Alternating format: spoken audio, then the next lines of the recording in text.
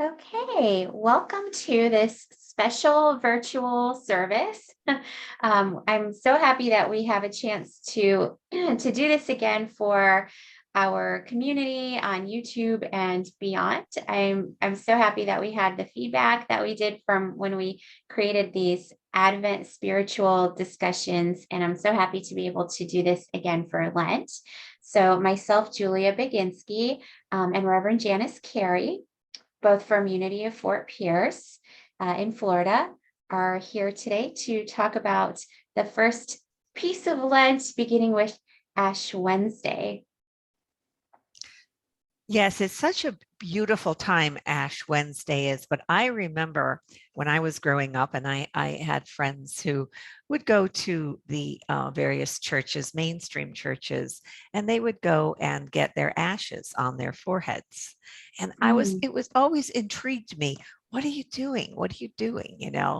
And they would say it's a time to reflect on the human condition, on the mortality of all of us.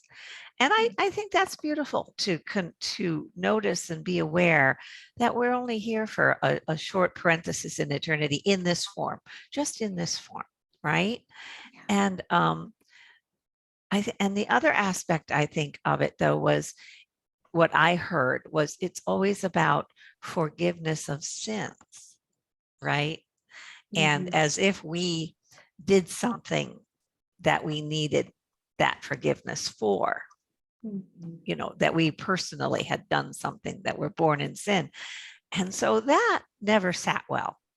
Yeah. So I love the unity, our unity take on it, which is a little more on the spiritual awareness, where it's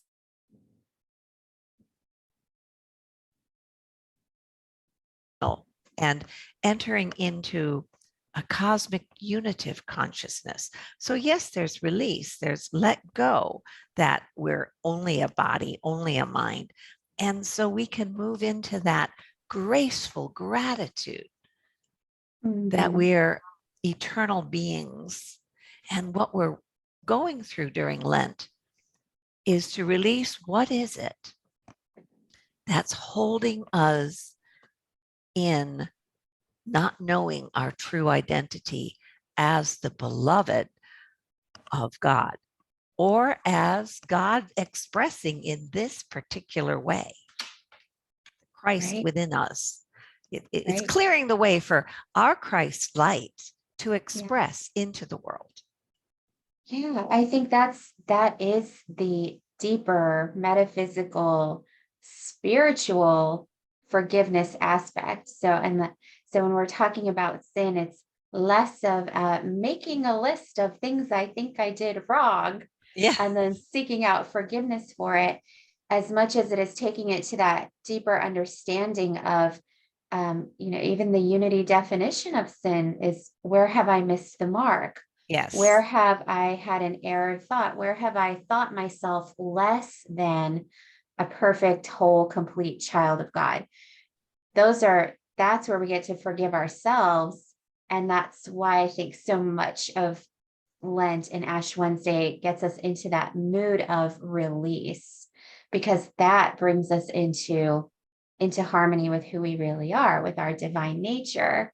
And sometimes it's, we get hung up on the thoughts and those kind of like outer aspects, but I think it's a nice, yes, reflection of so many things, but like remembering to really be gentle with ourselves. And that we forgive ourselves, and knowing that the thoughts that we have that are not in alignment with our divine nature that's not the truth. Right. That we can release that. And it's really the only being we need to forgive is ourselves, actually, to give up the error thinking, and to allow ourselves to purify this instrument, to let more light through us into the world. And otherwise we're focused on the outside story, even the inner story. What what's been taught to us. So it's a continual releasing and forgiving. And to me, Ash Wednesday is a beautiful kickoff for the next 40 days to really notice what are we holding within us that is blocking the light. And it could be something as easy, gentle as the comment, oh, my mind is too busy, I can't meditate. That's the story to release. It's just Yeah. not true. So I like the first on the first page of this, we're using this Release and Renew 2022 created by Unity. And it says right here, Lent is a perfect season to practice letting go of dark worries and renewing our awareness of the good that always surrounds us. So I remember being told one time, and I think it's so true, you cannot hold two thoughts Yeah. in your mind at the same time. You're either worrying or you're aware of the presence around you. So it's letting go of those little stories that are going to come, those little worries. Some people call them thought boxes. Yeah, that's true. I love in this part I circled, right on the first page of your Unity booklet. If you want to give up something for Lent, if you Yes. choose that, because it's your choice, Yes. And of course, yeah. what is it? Yeah. Yeah. So, and of course, the Unity acronym, that's lose every negative thought. You've heard that, lose every negative thought. Yeah. And I get that. Yeah, But and can that's we, it. If you choose to give something up, the uh-huh. suggestion is those thoughts. It's Right, the right. yeah, And we're really releasing what thoughts are not supporting our life force. yeah. What thoughts are blocking us from fulfilling and Blocking. living? Mm-hmm. Yes, blocking that Mm-hmm. life. So that's blocking us from knowing we're blessed, that we have within us all the power, that we're much more powerful than we've ever known, that we're not captured in a cultural conditioning. And that's what we're letting go of, is the conditioning Yeah. that has been Yeah. taught to us. Yeah. Not that there's anything wrong with the people who taught them to us, because everyone teaches each other according to what they have experienced and believed. And it's given to us often out of love. A very neutral example would be, you have to stop at a red light, kind of a thing. But it's a way to live with each other Yeah. in a society. So Absolutely. yeah. And I think for getting into, if somebody wants to really take this on and have a spiritual practice and have this 40-day journey or however that looks Mm, for somebody, and is like committed to noticing when the thoughts that don't serve them come up. I think that's such an important place to insert prayer. And I think that, yes. the prayer aspect of a Lent journey is there to support that. Because if I'm not prayed up, if I might not notice my thoughts are taking me somewhere out here.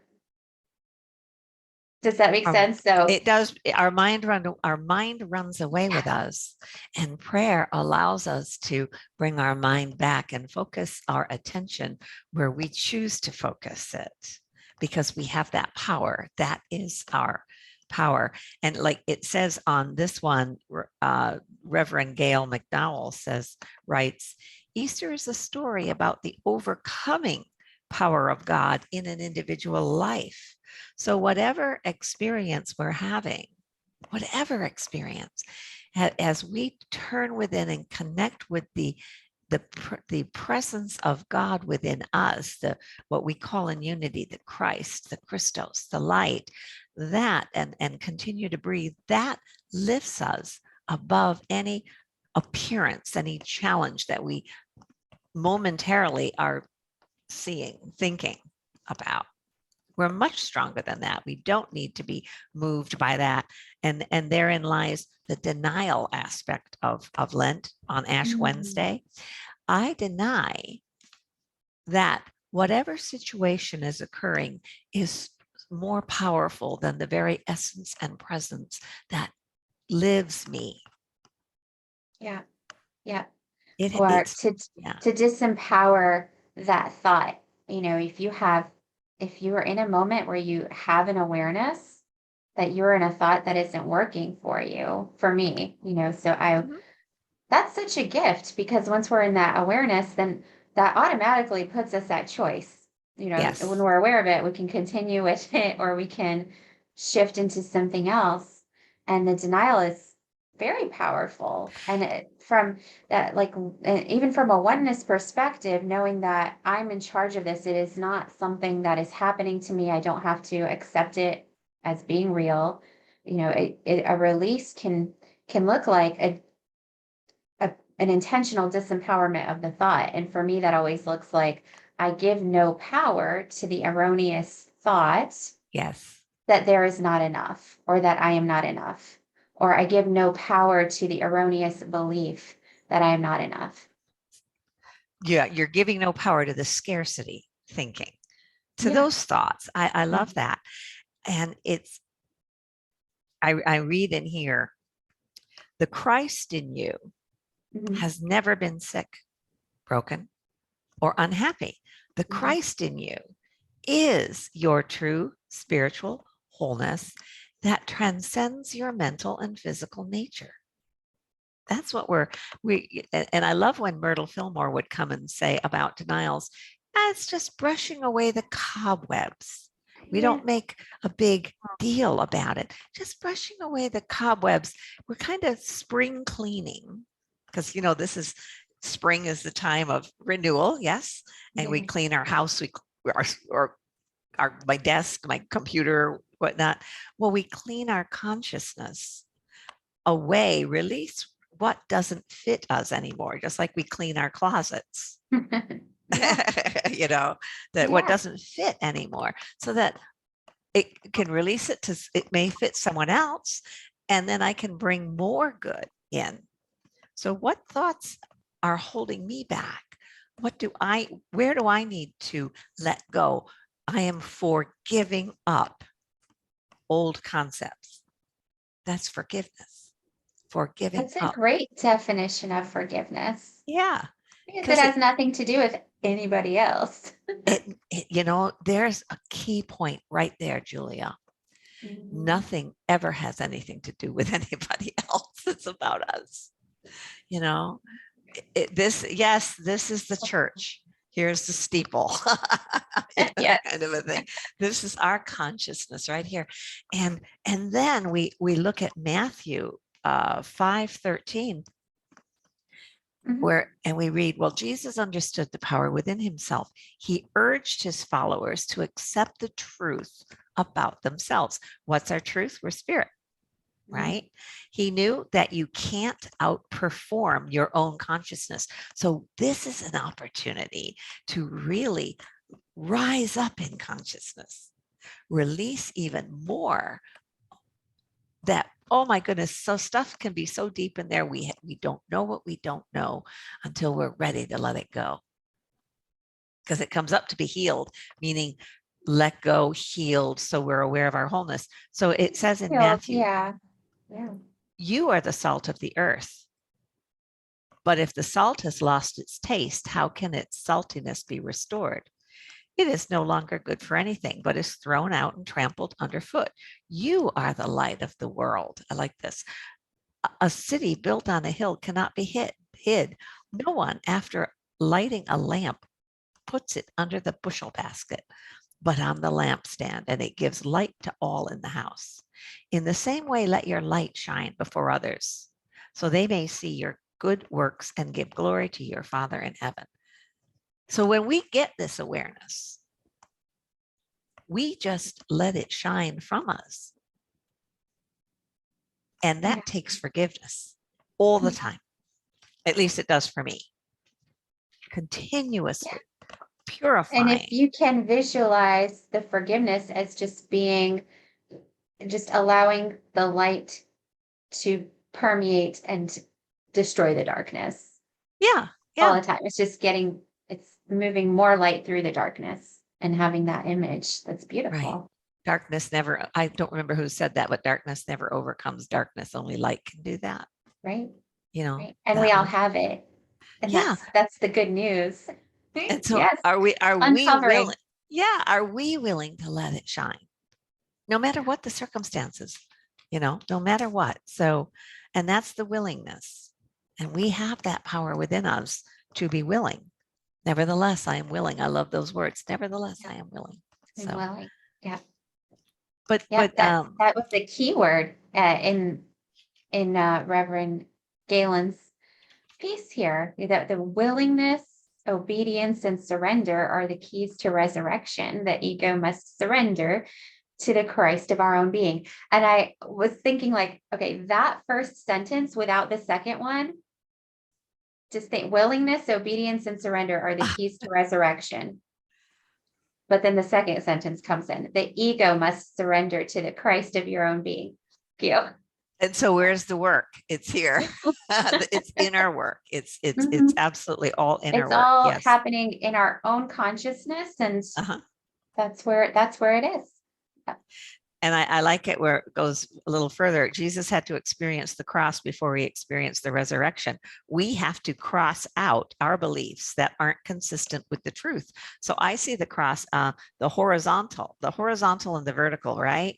We cross out the error beliefs so that we are rising up higher. We're centered on the earth. We're centered on Mother Earth. Our mind, our head is reaching to Father Spirit, Father God, Father, Mother Mhm. God.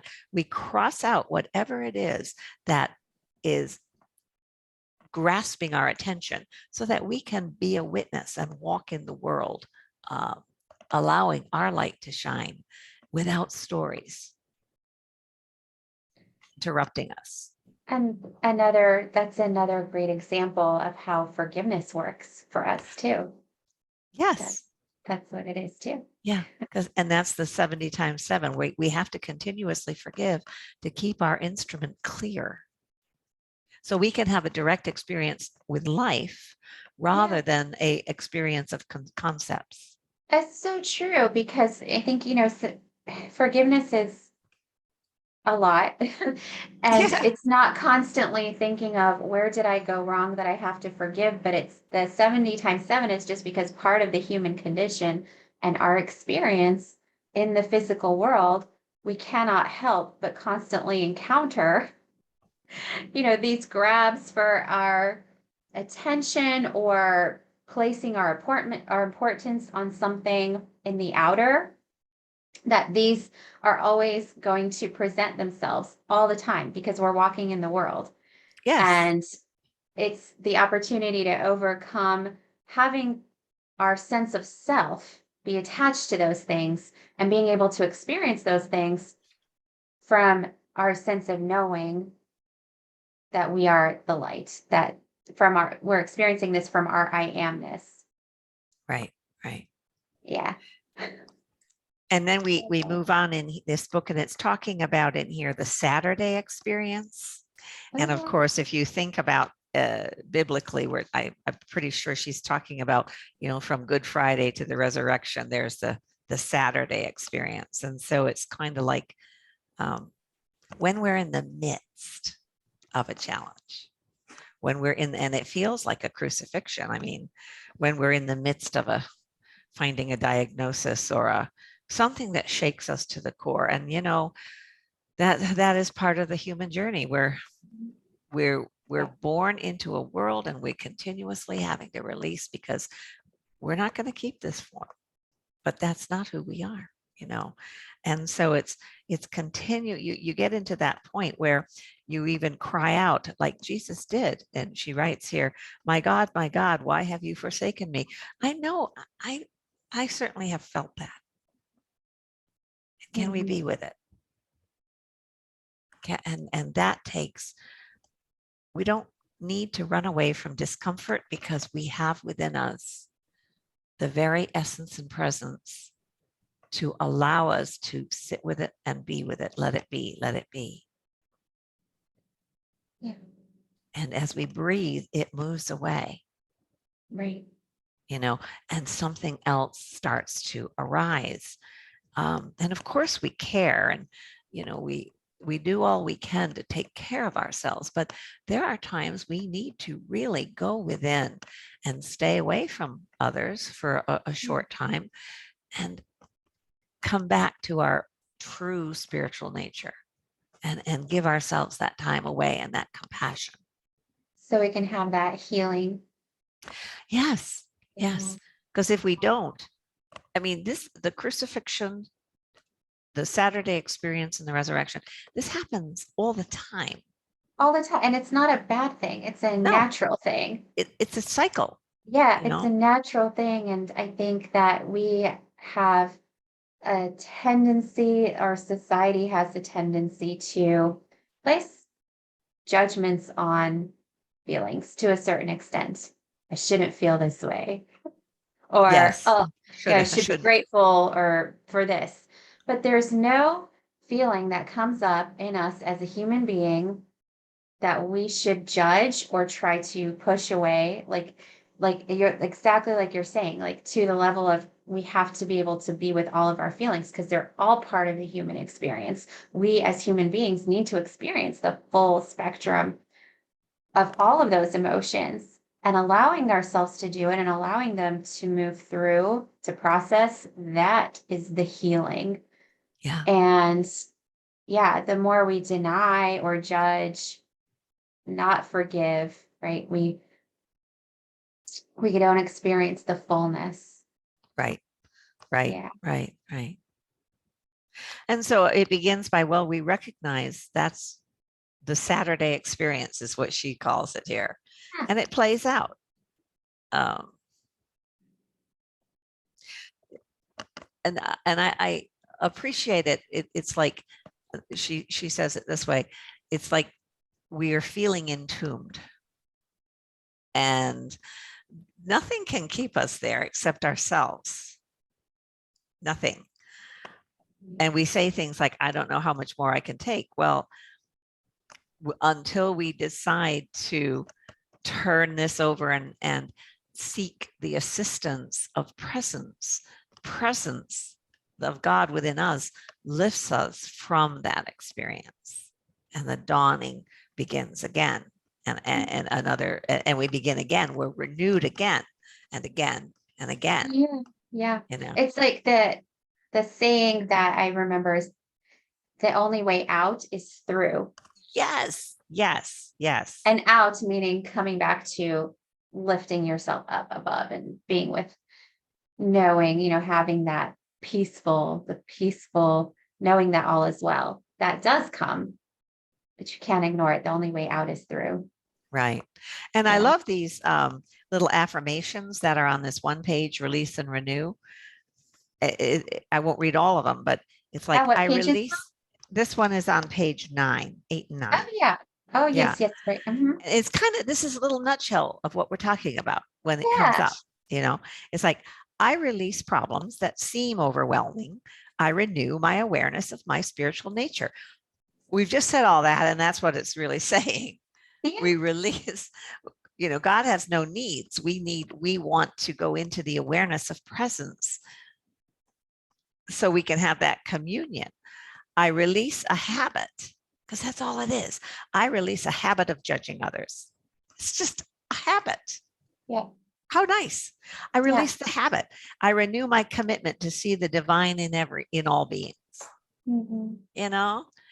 So we don't get stuck in the never judging. I release the habit. I release doubt, confusion, and indecision. I renew my divine power of wisdom. Yeah. Mm.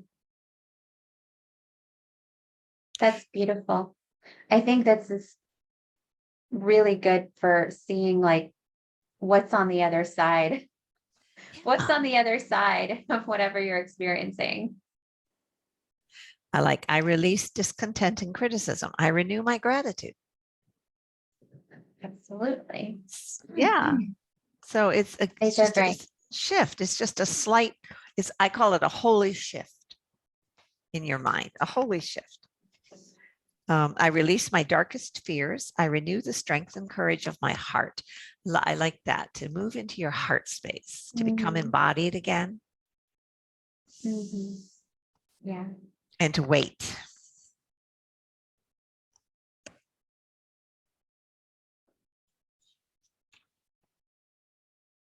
The last one's probably my favorite. I release the shadows of grief and sorrow. I renew myself in the serenity of silence. Yes. Yes.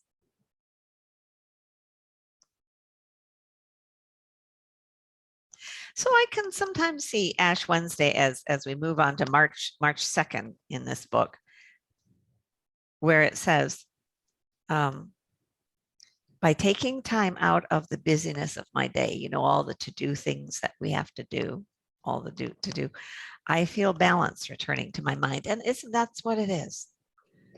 It's returning the sense of balance, body, mind, spirit, in alignment, in balance, and being present to what is unfolding, what's calling for you right now, what's calling in you right now.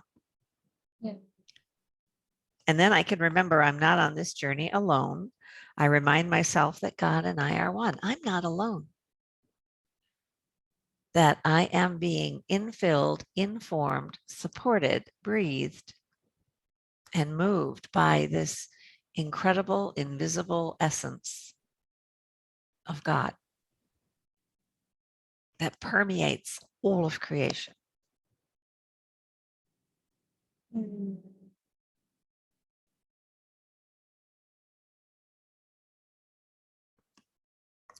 And so it's always continuously renewing my awareness of that, of my spiritual nature, the spiritual nature of being. And it's always there. It's, I like, the key is renewing our awareness of it. And then we Right. can lead with that. Yeah. Be love in action. And I also was opening Keep a True Lent, which of course all of this Yes, comes that's a from great the one. Yeah. original, so to speak. And again, to deny is, it reads, John the Baptist came saying, repent, for the kingdom of heaven is at hand. Well, turn within. It's right here. The Mhm. kingdom of heaven is right here. Repent That's means a deny. great, yes, that's a great, when you hear the word repent, Yeah, we can just think turn within. turn within. Yeah. Turn around. Turn around. Yeah. That's all it means. Turn around. Yeah. Turn within.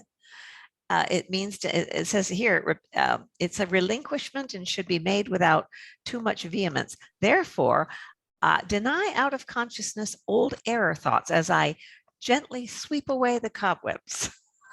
That will Yeah. not move me. And affirm, I'm a child of God. Yeah. I'm a child of God.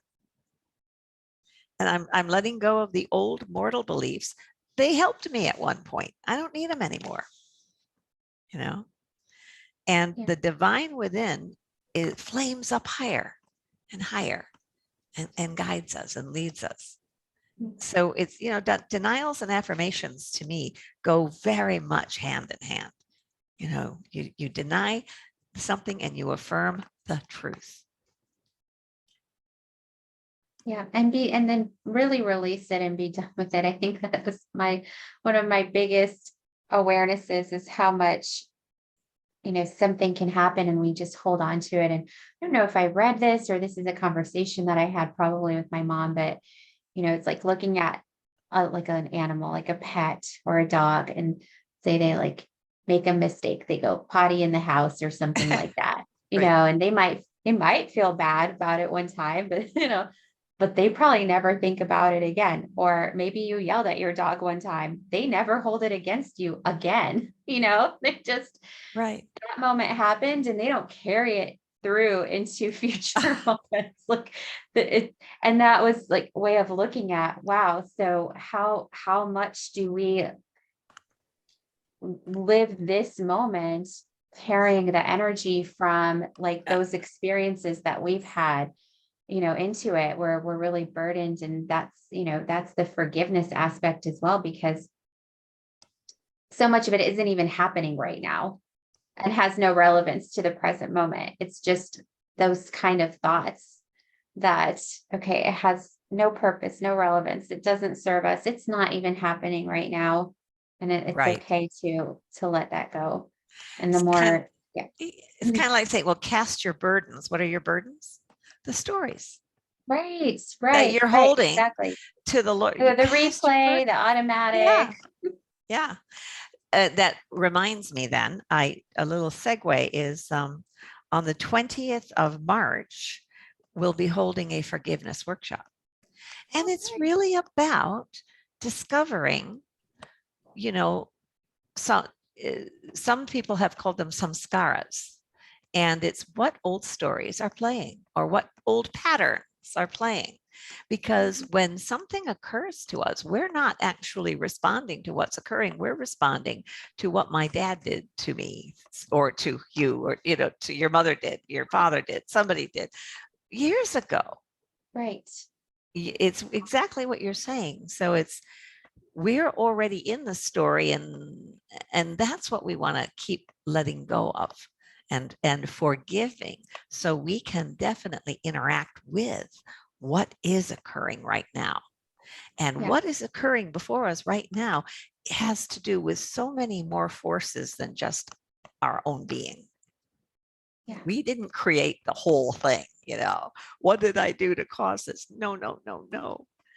Yeah. What can I do to release so that I can have the wisdom and the intelligence and the guidance to respond to what's ever happening in my life now? That's going to be a great workshop. I think so. I do. I think so, because it's something we really all need to continuously experience is forgiveness. I love that, because it's a tool for bringing things to your awareness so that you have choice. Yes. And it's Yeah. always about what's going on in here. That's the Easter story for all of us. What do we need to let go of so that we can rise up and live a fulfilled life based on that the Christ within me lives, or the Buddha within me lives, or my higher, whatever words you want to use. It doesn't matter, Right. it's our higher self, Christ itself, Buddha self. I'm sure there's a lot of other ways to express it, Yeah. but to let Yeah. spirit, love, I think that is what we all want at a soul grace, level, is grace, that, yes, to let, to express and experience in that way. yeah, to live a graceful life. Yeah. So that sounds like a, a good place to say thank you. Yeah. And I will Thank you. I'll put in the information for the forgiveness workshop in the description of this video. So Okay. for our friends who are watching can easily find it, and we hope to see you there. And I am grateful for this time. Thank you. Thank you so much. Namaste.